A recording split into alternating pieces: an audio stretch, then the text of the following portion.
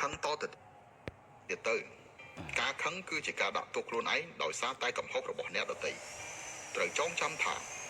កុំចំណាយពេលនៅជាមួយមនុស្សដែលធ្វើឲ្យអ្នកឆាប់ខឹងកុំចំណាយពេលនៅជាមួយមនុស្សដែលមានបញ្ហាច្រើនកុំចំណាយពេលនៅជាមួយមនុស្សដែលមិនស្គាល់ពីការដឹងគុណ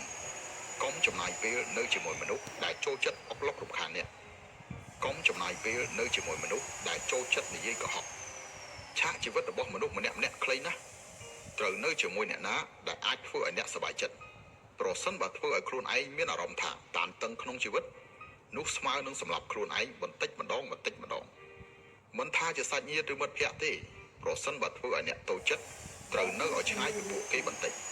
បិទភ្នែកសម្រាប់មួយផ្លែតរួចក៏ដើរចេញទៅសុខចិត្តគេញ៉ាំបបរសនៅផ្ទះក៏មិនចេញក្រៅមើលមុខគេញ៉ាំអ្វីឆ្ងាញ់ដែរ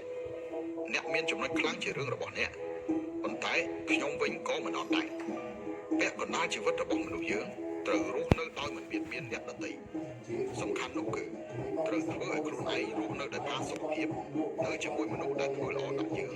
នៅជាមួយមនុស្សដែលឲ្យតម្លៃយើងនៅជាមួយមនុស្សដែលអាចធ្វើឲ្យយើងសើចបាននោះទើបមានសេចក្តីសុខនិងរស់នៅដោយមានសុភមង្គលក្នុងជីវិត